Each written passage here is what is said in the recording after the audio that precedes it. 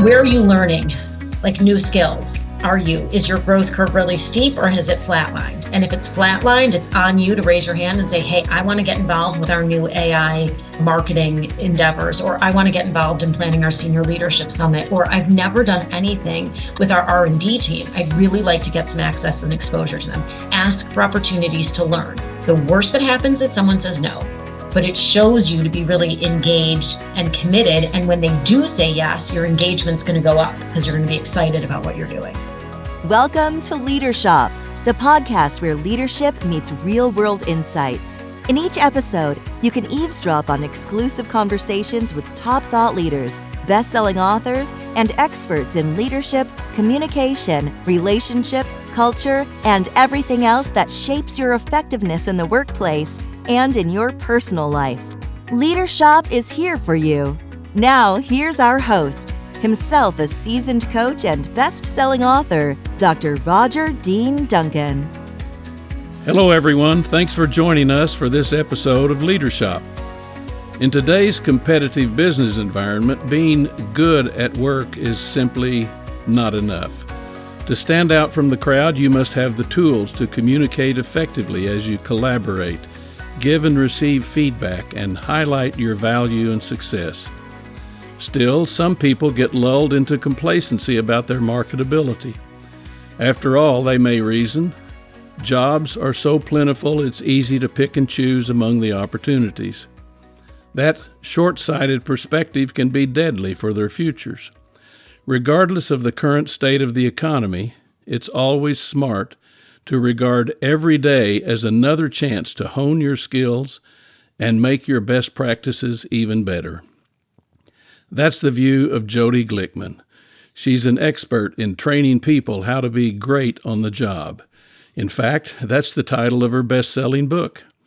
In addition to training, coaching, and consulting, Jodi has been a regular blogger for Harvard Business Review and has been featured in the New York Times, USA Today, BusinessWeek, Wall Street Journal Finance, CNN Money, Women's Day, and many other media outlets. She's a former Peace Corps volunteer turned investment banker turned communication expert. Let me say right up front, this lady is super smart and offers a wealth of counsel for anyone who wants to excel in the workplace. You might even want to take notes. Jodi, welcome to Leadership. Thank you, Roger. It's so nice to be here. It's wonderful talking with you. You too. Tell us, if you would, about your journey from being a Peace Corps volunteer and then a Wall Street banker and then a communications consultant. Well, you know what it was, really, if I break it down truthfully, it's because I was never really great at anything I did, Roger. I didn't have the expertise. I wasn't this international policy expert. And then I wasn't this finance whiz. And I wasn't an environmental activist. I spent time at the EPA. I never had this overabundance of subject matter expertise. And I went from kind of job to job and career to career. And as you alluded to the smart lady, I will say thank you and say I was always smart enough to get in the door. But it wasn't because of my technical expertise. It was always because of my communication skills. It was always because of my ability to build relationships with people and be able to communicate in a way that was strategic, that was effective, that was purposeful. And I didn't necessarily know I was doing it at the time. But what I fall back on today, and when I think about my career in hindsight, which makes a lot more sense than when you're going through it,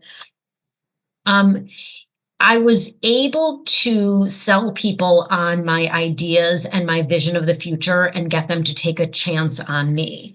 And the challenge that I then found was feeling disillusioned with what I had chosen. Like I wasn't good enough or smart enough or invested enough, or this just didn't feel right.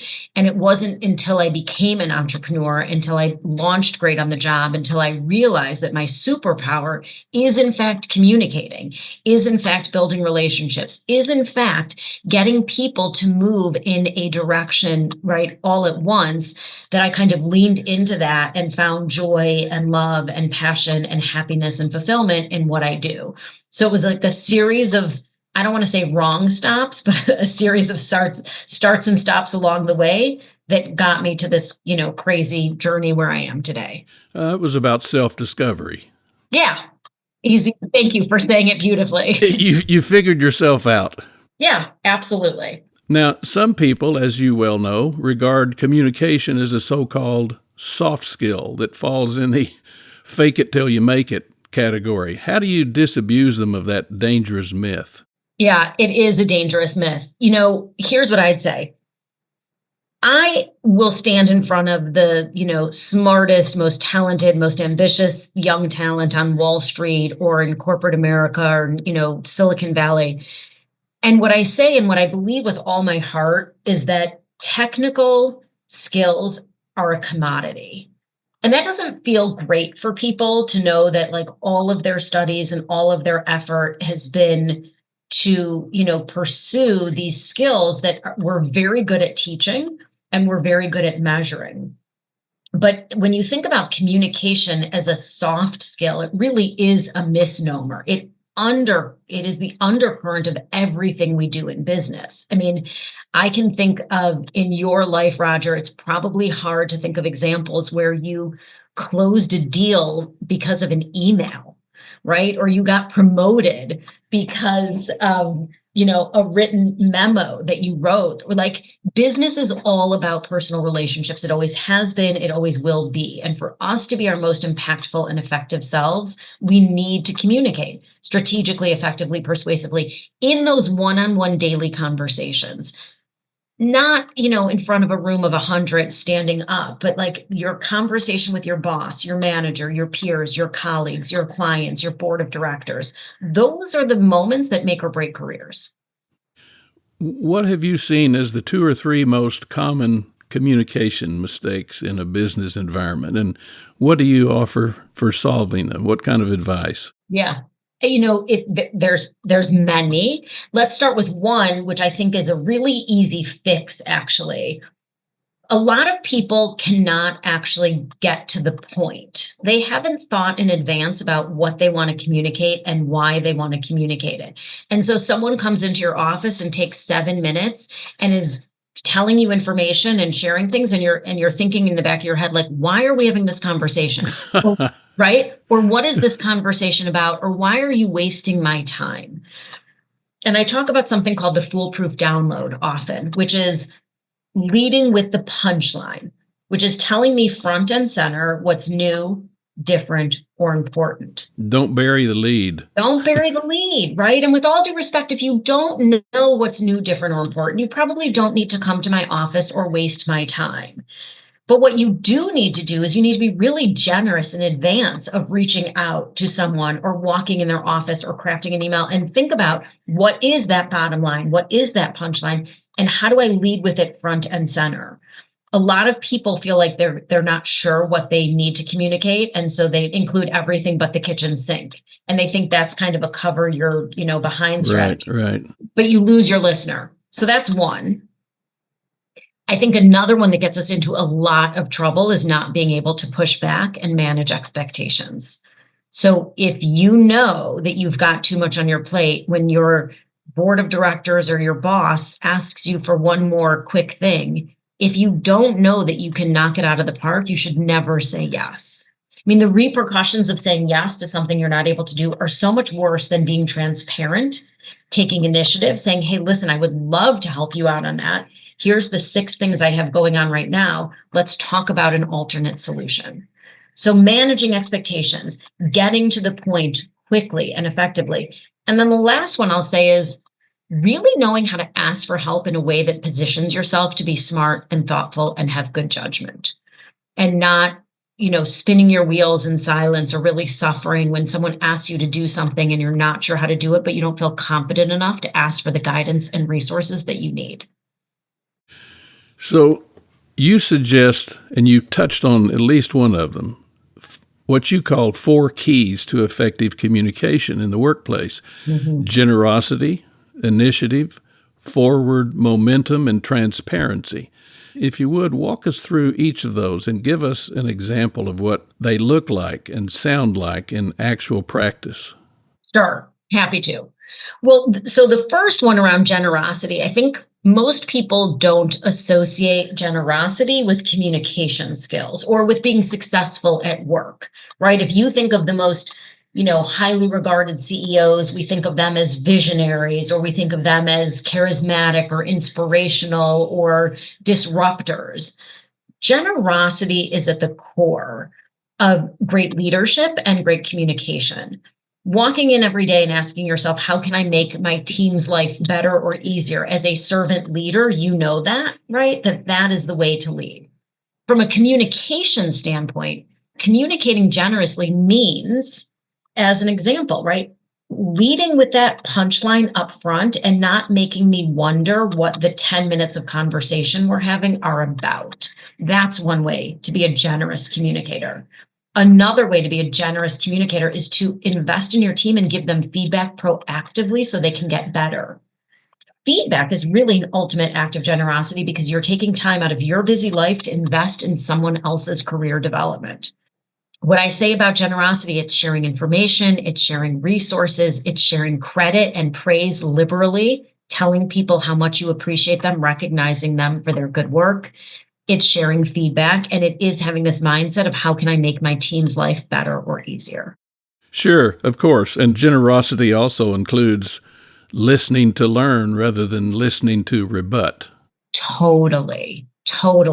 That's one that I really work on all of the time. I'm someone whose brain is often like thinking ahead, and I have to keep myself in my space of listening to learn versus listening to weigh in with something smart. I still work on that. Most of us do. Yeah, fair. All right, so let's talk about initiative. Right. Totally obvious to all of your listeners on this podcast, right? If you haven't taken a ton of initiative in your career, you're probably not tuning in to Dr. Roger Dean Duncan and Jodi Glickman to talk about communication strategies to propel your career forward. Taking initiative is raising your hand and asking for opportunities. It is thinking about how you can be most helpful. Oftentimes people at work will say, how can I help? Which I, with love, will say, that's not the most helpful question. A better question for me is to say, hey, Roger, I see you've got A, B, C, and D on your plate. I have some expertise and experience and knowledge with B. Would it help if I took that off your plate? Or I know you're working on launching this podcast. I happen to be really great at, marketing, building lists, doing visuals. Like, how can I be most helpful to you? As opposed to putting it on you and saying, what do you need help with? That actually creates work for you. Coming to someone and offering ways that you can be leveraged and add value, that's really helpful. That's initiative. Yes. Makes a world of sense. Forward momentum is absolutely bound into that.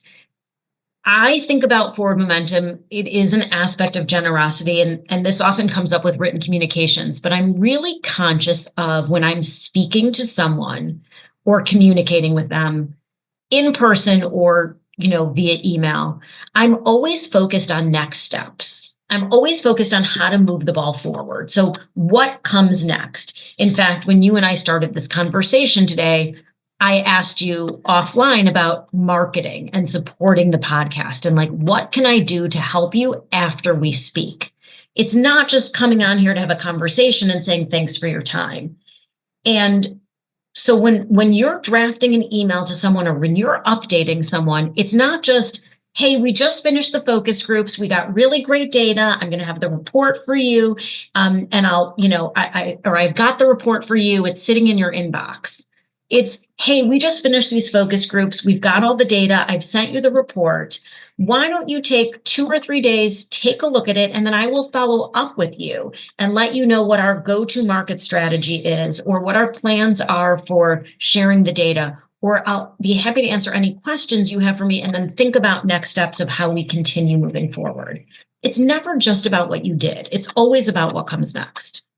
I'm thinking that you may have some of the experiences that I've had a number of times with clients where they say, in essence, you're really teaching us some great things. We'd love to have you on our team. Would you come on board and work full time? And I would always tell them, when I come in and work full time, you're going to stop listening to me. So I can do you more good coming from the outside. Right. They like you as that shiny, Right. snowflake. Yeah, it's interesting. I don't know that I get as many as those offers as you do. The ones I'm always waiting for to take me to like Europe or Asia. I want to go live somewhere fantabulous in the world, although my children are not going to come with me if I do it. But yeah, that is, right. They have a different listening for you when you are that outside perspective and when you maybe are able to move people forward more carefully. I always tell the story of Nick Saban. So I don't know if you are a college football fan. Sure. Okay. So Nick Saban is I am not a huge sports fan, I will concede, but he's one of the more famous American, football coaches. We're talking football, not world football. And Nick Saban, after he won one of the national championships, he was interviewed, and there's pictures of him and his team celebrating, and they're over the moon as they should be after winning the national championship. But then he was interviewed. And he said, someone came up to me about 2 hours later and said, "You don't look very happy. What's wrong?" And he said, "Well, I'm just worried about what the issues are going to be for next year." Right. And I always think about that. Like, we should definitely celebrate our successes for more. He hadn't even dried off the Gatorade. That's right. He was like still covered in the ice and the Gatorade. But I love that quote for so many reasons. He's relentlessly focused on the future. And I think that's what it takes to win in elite athletics. And we should celebrate our successes, but no one rests on their laurels. And I'll never forget sending an email through a very, let's call it senior contact of mine at LinkedIn to a entrepreneur, founder, super successful guy. And LinkedIn thought that we, Great on the Job, and LinkedIn and this other founder should maybe do some kind of partnership, the three organizations. And the founder wrote back and the person at LinkedIn, again, she was the former chief learning officer. Okay. So we're talking about like someone of real, stature. Sure. And she sent this founder an email, really nice, and introducing Great on the Job and our ideas for what we could do. And the founder wrote back a 2-word email that said, literally, it said, "No thanks." And I was so taken aback by the lack of forward momentum, by the lack of generosity, by the lack of initiative. It was really insulting. Mm-hmm. It's one thing to not want to partner with someone, like that happens all the time, but to not say, "Thanks so much for thinking of me, not the right time," and then some type of forward momentum or some type of "let me make you an introduction to someone else." And I've never forgotten that. Right. To me, it was a real character flaw. Yes, for sure. I mean, aside from the lack of manners. Sure. Right. Exactly. I can get over being rude. I just was so shocked that and again, it wasn't even me. It was this other very senior person at LinkedIn. I was like, God, that is just wild. Yeah. So forward momentum, when you start to, and what I always say about it is, and I'm sure this is with all the work you do, it's like, you can't unsee it. When you have a conversation with someone and they say, "Okay, thanks, bye." And you're like, "Wait, what do you mean? Okay, what's next? How are we staying in touch? What are we doing? What's the next partnership opportunity?" So that's forward momentum. And then the last one is transparency. And I hope I'm not being long-winded here, but that is the basis for trust. And so I was with a group of leaders yesterday in Arizona talking about, as leaders, it is our responsibility to communicate and share news, good, bad, and ugly, to not leave people in the dark. It's when we don't have information that we get all worked up and nervous, and your team start filling in the gaps, right, with information that's probably not true. So transparency is maybe one of the most important. It's raise a red flag early. As Jamie Dimon says, problems don't age well, right? Right. Doesn't get better just because you didn't tell me. If you see a problem coming down the pipeline, flag it immediately. When something goes wrong, you come in, you tell me what went wrong, and then you tell me how you're solving it. So transparency is staying ahead of issues, communicating openly and proactively, and never assuming that less information is better. That's especially critical during a time of change, because people's imaginations typically come up with much worse scenarios than reality. That's so true. So true. I tell the story a lot. I was flying somewhere for some client a couple of years ago, and we're taxiing down the runway and we're gaining speed. And then all of a sudden, the plane comes to like an immediate halt. And I get all worked up and stressed out because I need to get to New York and I'm on a timeline and I don't have time to now be delayed. And I'm getting all worked up in my head and I'm like angry and frustrated and I'm huffing and puffing. And then the pilot gets on and he says, "Ladies and gentlemen, for the first time in my 20 plus year career with United Airlines, our computer system is down." I was like, whoa. He's like, "So we're not going anywhere until they fix that." So just saved your life. Correct. And I just thought to myself, well, thank you, Mr. Pilot. You take as much time as you need. I'm going to go watch a show on Netflix now. But everything about my whole, like my blood pressure and my body temperature and my stress completely dissipated when I knew what the problem was and realized I had no control over it and I had no interest in flying without a computer system. Right.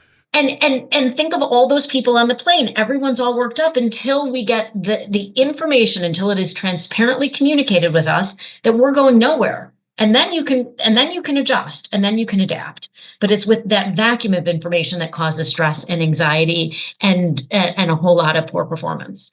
Somehow it reminds me of sitting on a runway at a tarmac at an airport in Canada and was flying home. And I look out the window and I see a guy with one of those big machines where he was spraying de-icer on the wings, and because it was really bad weather. And I found myself thinking, I really hope that his favorite hockey team won last night and he's in a good mood and he's doing a really good job because I really want to get back to my family. Totally. I know, right? It is little, right? Like moments like that can, change the trajectory of things for a long sure. time. Hey there, Leadership listeners. We have something special for you. As a thank you for tuning in, we're offering you a free copy of Roger Dean Duncan's award-winning best-selling book, Change Friendly Leadership. In this book, you'll discover a proven framework for leading change that people will actually buy into, without all the stress and resistance that often stand in the way. You'll also learn powerful strategies to improve relationships both at work and at home, creating a healthier, more productive environment for everyone.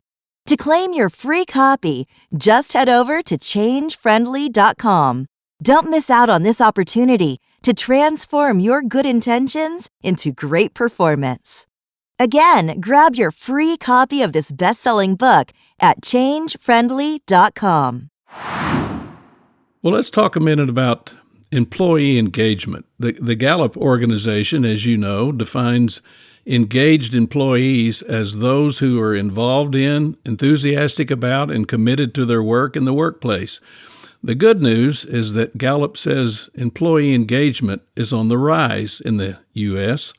The bad news is that Gallup's research shows that nearly 7 in 10 workers are disengaged. What's the role of workplace communication in all of that? Yeah, it's a great question. I take a little bit of a contrarian point of view here, which maybe isn't popular. You know, in an ideal world, our employers would make our places of work engaging and fun and challenging, and you'd have an amazing manager who took a deep interest in you and cared about mentoring you and cared about developing your talents and was always thinking about how to challenge you.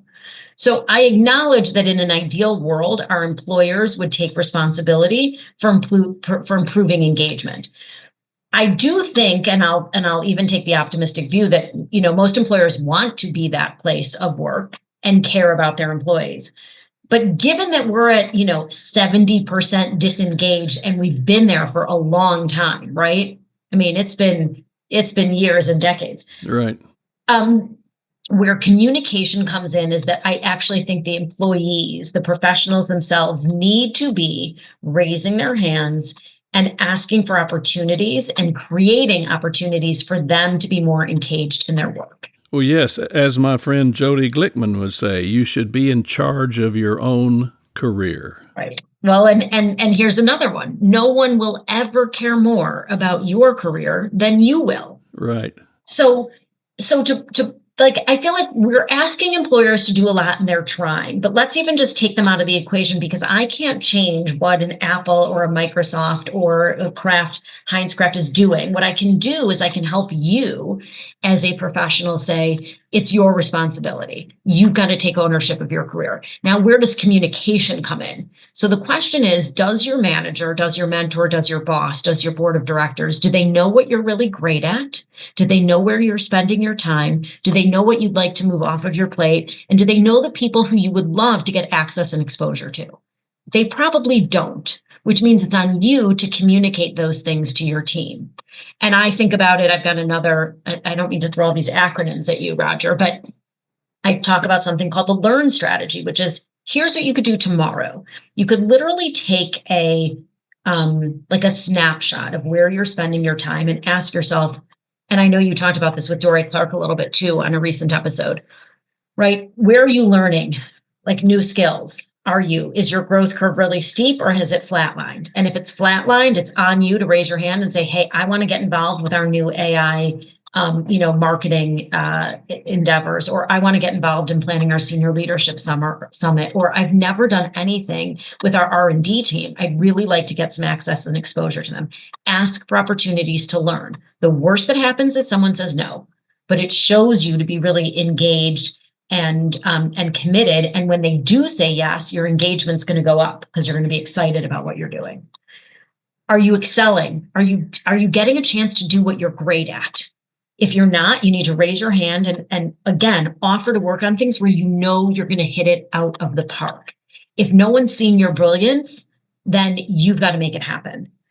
And then on the defensive side, like, is there work that you're doing over and over that's not helping your cause? You've got to shift some of it off your plate. And it's not just going into your manager and saying, hey, I don't want to run these focus groups anymore. It's saying, you know what? I've been doing this for 2.5 years. I feel like I've really mastered it. Now I'd like to set a new goal, work on this. And Roger just told me he really wants to run those focus groups. So it'd be a great opportunity to give him a learning opportunity. You can redirect. And then networking with people who are well-connected, well-respected within your organization. I always say networking is not just for when you're looking for a job. It's arguably more important when you have a job. Find the people within your organization who you trust, respect, admire, want to learn from. Raise your hand, ask to work with them. Right. So what's a good way to ask for help at work without coming across as incompetent or in over your head? No, it's so funny because don't you find that your peers today, the people you interact with and learn from, they've got the confidence to acknowledge what they know and what they don't know, and they probably ask for a lot of help. Is that a fair statement? It's absolutely fair. Right. So, and you're launching this this podcast is a new initiative for you. I'm sure you didn't go out there and think like, I know everything about podcasting. I'm sure you went out to your trusted advisors and friends and said, tell me what you know, right? Like, help me think through this. Right. It's ironic because the confidence to ask for help comes from a level of seniority and experience. But the irony is, if you don't know how to do something and you don't ask for help, you're not going to hit it out of the park. You're not going to excel. The reason we don't ask for help is we're afraid of looking dumb, like, at the most basic. And yet the irony is, if we don't ask for help, what are the chances that we look amazing and smart and get all these accolades? Slim to none. So a couple things I say. You should always ask for help if you don't know how to do something. The way you do it in a smart way is, number one, show enthusiasm for what you're going to work on. Like, I'm really excited to launch this new podcast for the company, right? I'm really excited. I've never done it before. Be transparent. And so I'd like to, get some advice and guidance from a couple of people before we go into launch mode.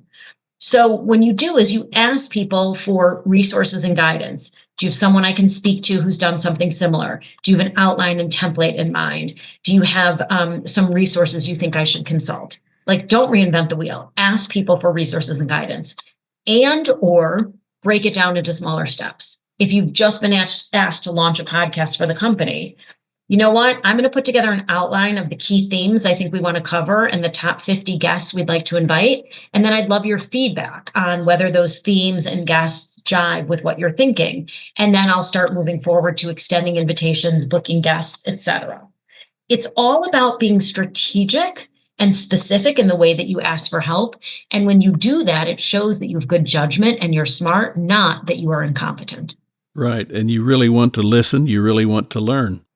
Yeah, of course. You're coming at it from a place of like, I'm asking for help because I care and because I want to knock it out of the park. Right. Now, we've all heard the phrase that feedback is the breakfast of champions. What's your advice to people who'd like to receive valuable feedback from their work colleagues? And I will, before you answer, I'll quote my grandfather. I did recently with talking with Bill George. My grandfather said, "Never turn down a breath mint. Feedback is a gift." And I've always thought that's a great way to think about feedback.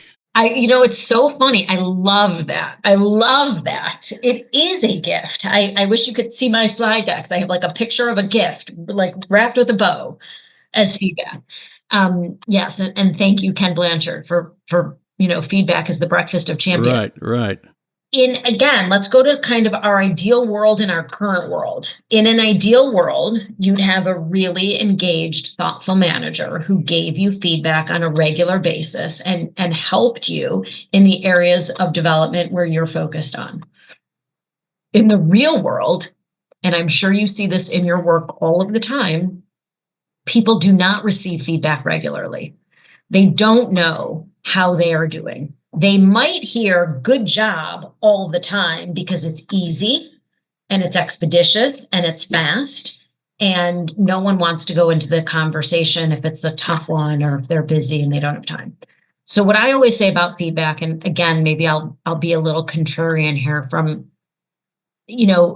I do not think feedback is a spot market conversation.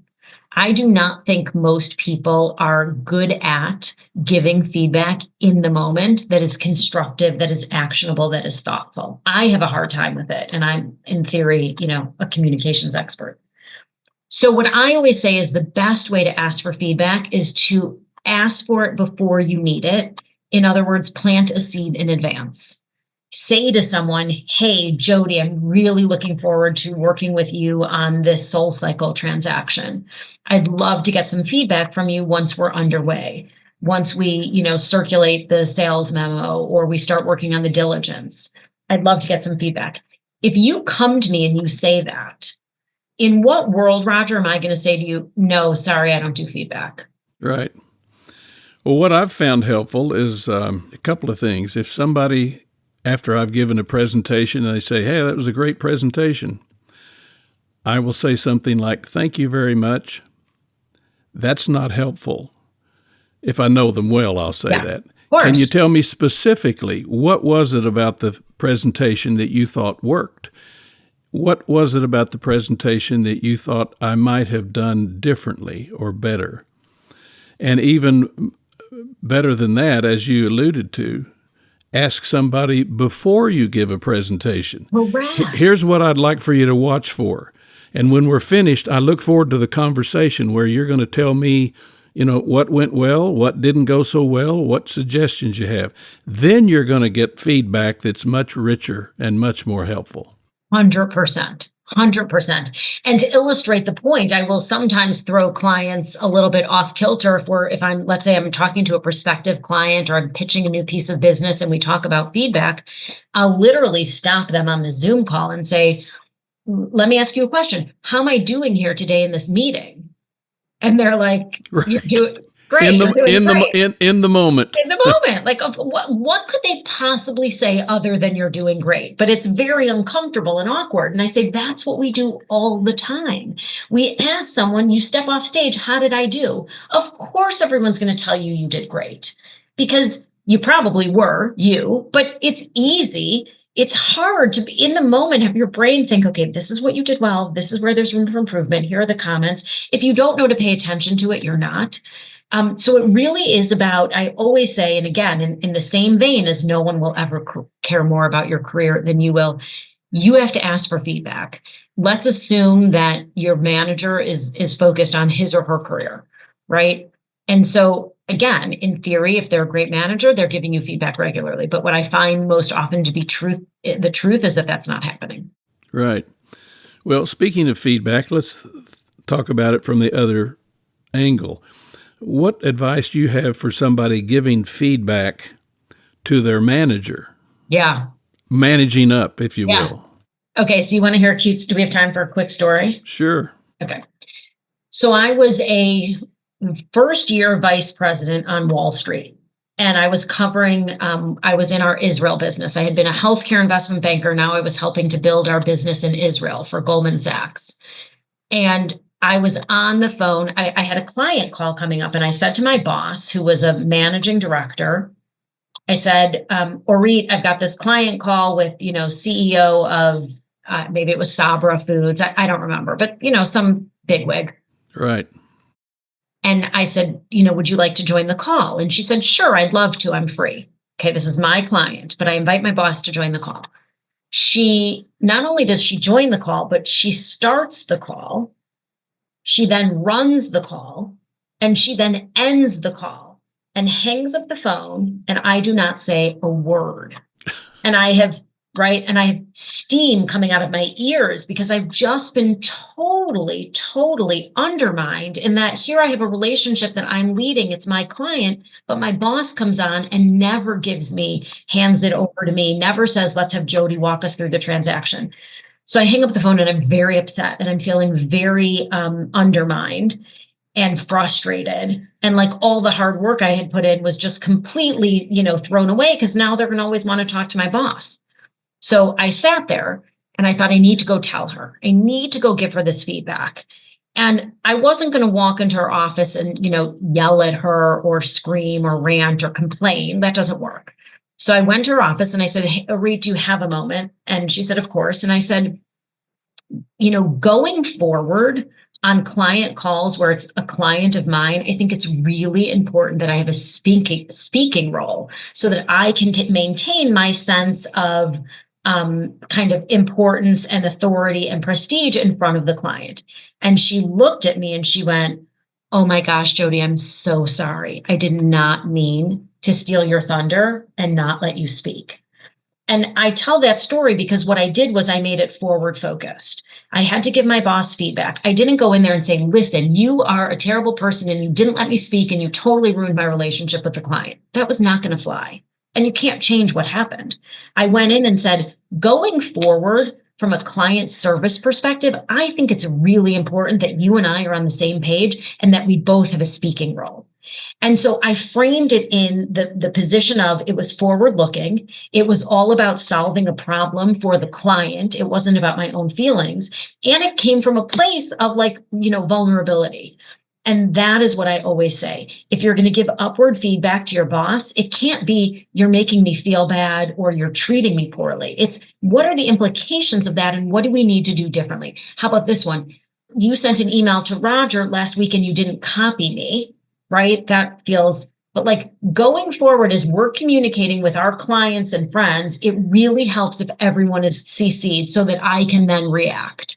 So that's how I couch it. Well, and you've used two words 4 or 5 times that are critical. Going forward. Right. And that is, as you said, that's really critical because, you can't change what just happened, but both of you can agree on what's going to happen in the future. And then you are soliciting a commitment from the other person who will be more alert next time. The other thing, I think motive comes into play if you assume best intentions. If you don't assume that someone is trying to undermine you or treat you poorly, but you assume that we all are working towards a common goal, I always say you can give anyone feedback on anything as long as it comes from a place of love and caring. I believe in you. I respect you. I trust you. I admire you. I want to help you be better. Or I want to help us work together better. Yes, absolutely. Now, Jodi, you teach a LinkedIn course called Pitching Yourself. Now, my understanding is that a couple of million learners have taken it. What's the attraction? It is a fun course. I love teaching it. And the attraction is that I think about pitching in a sort of different framework, which is when you meet someone, Roger, for the first time, what do they typically start with? Like if you're at a conference or you're at an event or someone introduces yourself or someone sitting on a panel, we start with our name, but then what do people usually include when they introduce themselves? Where they work, what they do. Yeah. Often. Yeah. What they don't do typically is ask questions about me. Oh, right. Right. That's true, right? What most people start with when they introduce themselves is they start by looking backwards. They tell you who they are, where they're from, where they work, what they've done, how long they've been in the role, where they studied, what was their job before this. A lot of past tense. Yeah, a lot of past tense. That's exactly right. And what I always say is that with all due respect, no one really cares that much about how long you were at J&J or where you studied undergrad or what your last project was. What we care more about, exponentially more, is what you're doing next, what you're doing going forward, what you're excited about, what you're passionate about, what you care about, what the problem is you're trying to solve in the world today. And so the Pitching Yourself course turns the pitch on its head and says, you need to lead with your destination. You need to tell me who you are and where you're going next. You and I just talked about your landmark birthday that you celebrated, right, on March 18th. I won't share your number, but it's a big one. It's a great one. But, you could spend a lot of time talking about all the things you've done, as opposed to like you're at this point in your life where you're just launching a podcast and you're interviewing all these amazing people and this is what's next in your life. And that's what you want to get people excited about, not the, 20 years prior. So I think the reason the course resonates deeply with people is it gives them a structure that everyone can buy into, which is I'm going to start by looking forward, and then it helps them frame their backstory in relation to their destination. It's a 3-step process. It's destination, backstory, connect the dots. And what people often tell me that they struggle with when they're pitching themselves or an idea is they get lost in all the background and they don't know how much they should include or what part to talk about. But when you start with your destination of this is who I am and this is what I care about, this is what I'm doing next. Oh, by the way, that's what I did in the past. And then bring it all together. It's really powerful. Sure. So what tips can you offer people who really want to hit a home run in their next job interview? Oh, great one. When someone says to you, tell me about yourself, there is no rule that you need to start all the way backwards and go chronologically to where you are today. When someone says, tell me about yourself, you start with, this is who I am, and this is why I want to come work for you. This is why I'm interested in the role. This is how I can add value, and this is why. And then when they say, oh, so interesting, like, have you done it before? No, I actually did something totally different, but here's how it's relevant. You start with your destination. That will change every single interview. Now, you gave a TED Talk that I love. Thank you. With the provocative title of Why You Should Stop Searching for Work You Love. Now, that really seems kind of counterintuitive. Can you give us the Cliff Notes version of that? Yeah. The Cliff Notes version were that I thought I should chase what I loved because everyone said, like, do what you love. And the problem is when you do, first of all, what if you don't know what you love, which was my case? I tried everything. I tried Wall Street. I tried government. I tried nonprofit. I tried corporate, and I didn't love any of it. And I felt less than. I felt like I had failed myself. And so that to me is really intimidating advice. Follow your passion. It is hard to know what your passion is, and it's really hard to make money doing it. So that to me is terrible advice. Instead, and what worked for me was focusing on making people love me at work and being that person who was generous, who took initiative, who was forward momentum focused, and who was transparent. And when you do that, and when you start showing up in a way that's really powerful and authentic, opportunities come your way. And so I just think we're barking up the wrong tree when we tell an entire generation of young people, do what you love. It's setting them up for failure. You're going to make mistakes. It's not going to be a linear path. I don't know what's right for you, and you probably don't know, but do something Figure out what you like about it and what you don't, where you derive energy, where it drains energy from you, and keep doing more of what you're good at, where you add value. Be that person who becomes indispensable so people love you and opportunities will come your way. Well, it's like I often tell young people when they're headed off to college and they're asking questions about what they should major in. Yeah. And I tell them, you're probably going to change your mind 2 or 3 times. So, if not 4, 5, 6, 7. Yeah, sure. Just go down the smorgasbord and try a little of this and a little of that, and eventually you'll find something or a mixture of something that really floats your boat. Yeah, so totally. Give it a try. Well, Jodi, what question do you wish I had asked but I didn't, and how would you respond? I've been thinking and writing a lot lately about rejection and using it as fuel. And I would say that a couple of things. One, your first job doesn't really matter all that much. The goal is to learn. The goal is to build relationships. The goal is to get data and then know what you're good at and what you like. And along with that, take all of the rejection that you get from the world and really channel it as fuel. I mean, I just talked about all the speaking conferences I get rejected from, the clients who don't hire me. I applied to be on Amazing Race with my husband, Roger, travel around the world. And when we saw the kind of older couple that was racing, we were like, okay, we lost to them. But it really, I feel like there's a lot of rejection going on in the world right now. I have a daughter who just applied to college, and it's a hard thing to take it in, but you have to use it as fuel and remind yourself it is not a reflection of who you are as a person. It is an opportunity to learn and grow and decide, do I keep investing in that, or do I pivot and do something different? Sure. That is really wise counsel. Well, thank you so much, Jodi. It's always a delight to visit with you, and as usual, you offer insights on behaviors that any professional would be wise to adopt. To learn more about Jodi and her work, go to greatonthejob.com. And to grab a free copy of my book, Change Friendly Leadership, go to changefriendly.com. That's changefriendly.com.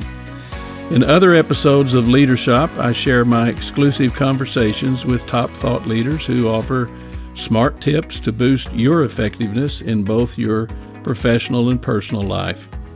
My guests include superstars like Stephen M.R. Covey, Liz Wiseman, Doug Conant, Heather Younger, Marshall Goldsmith, Amy Edmondson, Bill George, Jessica Chin, Guy Kawasaki, Dana Perino, David Ulrich, and many others who have insightful things to say that you can put to good use immediately.